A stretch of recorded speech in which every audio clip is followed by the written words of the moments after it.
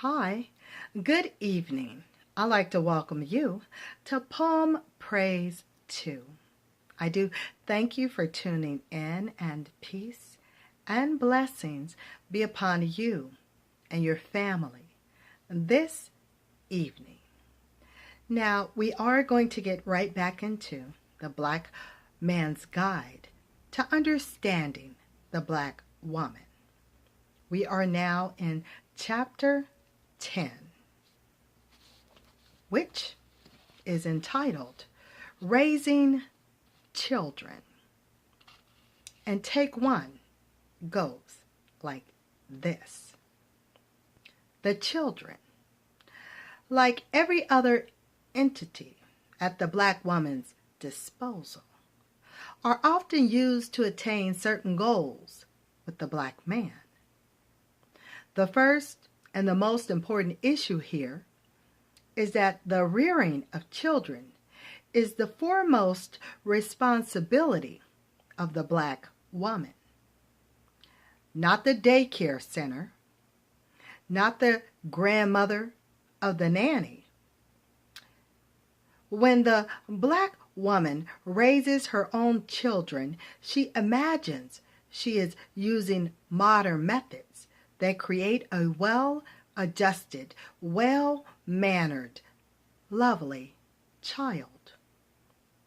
But what eventually creeps through, if she is not interrupted, is that she raises her own children the same way she was raised.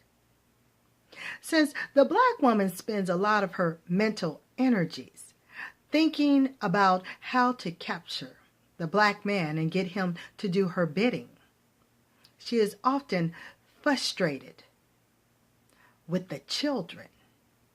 This frustration may take the form of yelling, being verbally abusive, beating them, or leaving them with sitters so she doesn't have to deal with them.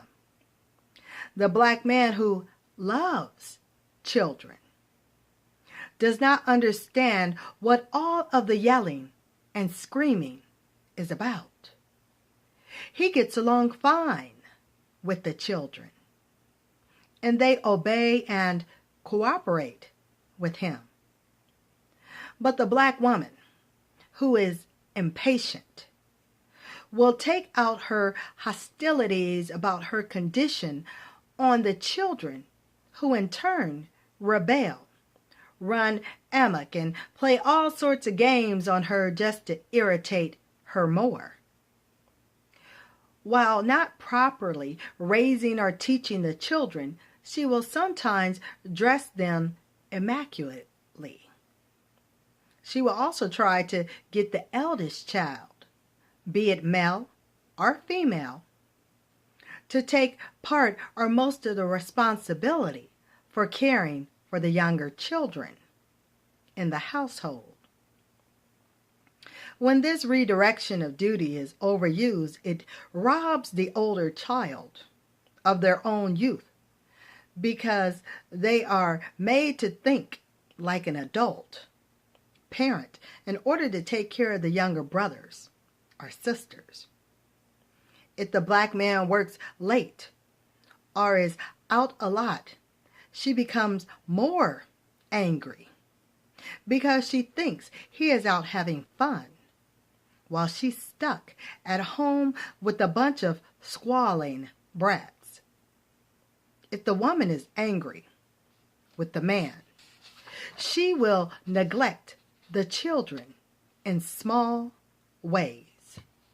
If the black man notices this, he will remind her that she should take better care of the children, and she might remind him that he ain't the one taking care of them. She is.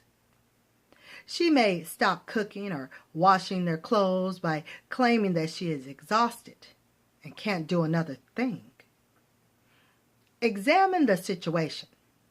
Some black women have managed to work this game so effectively on the black man that in many homes today, the man is cooking, cleaning, ironing, grocery shopping alone, and getting the children off to school, bathe at night, and put to bed. Because the woman will either not do it or she has convinced him that he should. It is her job to do the mothering parts. He should assist.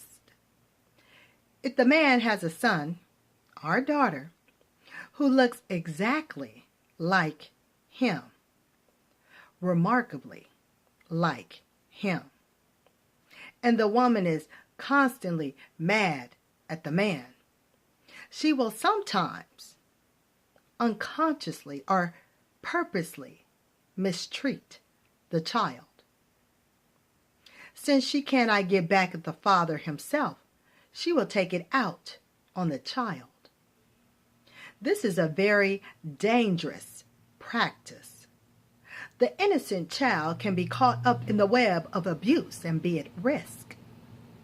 It is impossible for a black woman to hate the father of her child and treat the child normally. The child is a daily and nightly reminder of her intimate relationship with the man. The baby may be a novelty at first, but as time passes and the child develops and grows up, it may be a problem to her because he or she represents the father's presence. Any behavior traits the child displays that are exactly like the father makes her even angrier, and she will beat and punish the child to try to remove the part that reminds her of the father. If the black man is not present to defend himself, she may tell the child bad things about its father. This mostly happens when she and the child's father are not together in current relationship. She will tell the child. I have 6 statements. The first one goes, "Your father don't care nothing about you. I'm the one who loves you." 2, "He don't take care of you. I do." 3, "If he wanted you, he'd be here with you." 4, "He ain't thinking about you. He's out with his other woman." 5, "I can't buy you that because your father won't give me any money." 6, "Your father is a bum. He ain't got a job." Excuse me. I'm going to repeat that because it says he ain't got no job. So, your father is a bum. He ain't got no job. He ain't got nothing. She says these and other insults she can think of to turn the child against the father because she is angry with him. She wants the children to take her side against the father to punish him. It is a given that the relationship between a man and his children is directly related to the relationship he has with the mother. The black man loves his children but does not have the same maternal instincts of the mother because it is not his nature. But when forced, he will care for and raise the child himself. If the father visits the child and the child is standoffish, uptight, starts to cry, or is hostile and combative, the black man can be sure that it is because of something the mother has told it about him. The small child's mind cannot decipher the information the black mother tells it about its father. The child does not know how to make the transfer. They do not know how to front. They are happy or sad. The poor black man does not know that all of this has taken place behind his back and is baffled and may rebuff or spank the child because of his whining or uncooperation. He does not know that the entire act has been staged by the mother in the background. The black woman who is separated or angry with her man is negative about him in front of the child. She doesn't realize how harmful this is because she is only concerned with her own happiness or unhappiness. Secretly, she hopes that the child, although immature, will make a plea for her in the father's presence.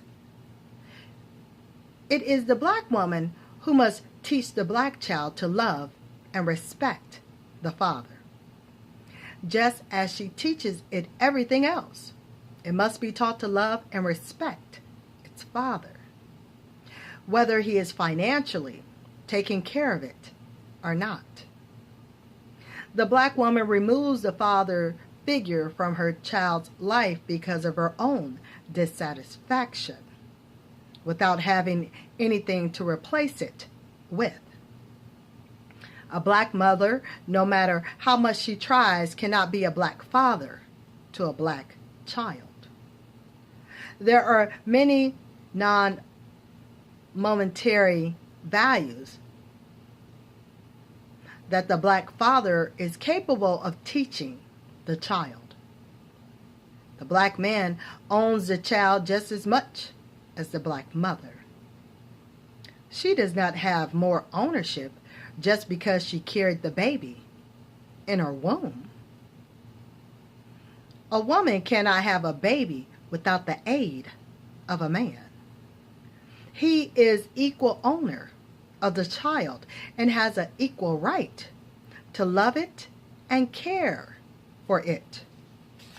The parental coalition gives unity of direction and security to the child. The black woman is also too trusting of strangers with her child. She does not know the personal quirks or values of the people who work in the daycare center. If a child is with the adult for 6 to 9 hours per day, Monday through Friday, and sometimes weekends, some of the ideas and attitudes of the sitter are being passed on to the child. Other than occasional exceptions, the black woman should stay with her own child. This is not saying that a qualified, trusted babysitter should not be employed, but to take an 8-week-old baby to a daycare center and leave it there until it's school-aged is a mistake. The extended family on both sides should take up the job of keeping the child, and they too should be given explicit instructions about what to do or not do and what to say or not to say in order to support the parents' ideas of child raising. Almost like it takes a village to raise a child, huh? In reference, got to talking about the family. Back to the book. The old African proverb? Yeah. Okay. Back to the book. The black child may also hear negative talk about the black father from the grandparents on the mother's side or from the mother's new man.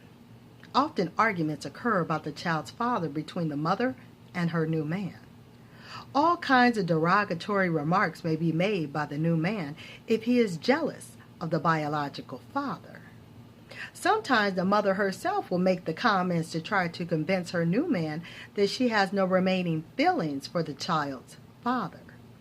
This is wrong and it confuses the child. Some children defend the absent parent while others will agree with the charges. Thus, the black man is not always unfeeling when he does not maintain a flourishing relationship with his child by an estranged mate. He continues to look for peace elsewhere. He may become single-focused or trying to make a new home for himself someplace else. He is, by nature, driven to mate. And that does complete the first take, Chapter 10, Raising Children. So certainly stay tuned to Take 2 of Raising Children here on Poem Praise 2. I want you and your family to be blessed. Have a wonderful rest of the evening. And I will talk with you soon. Here on Palm Praise 2. Until then, later, y'all.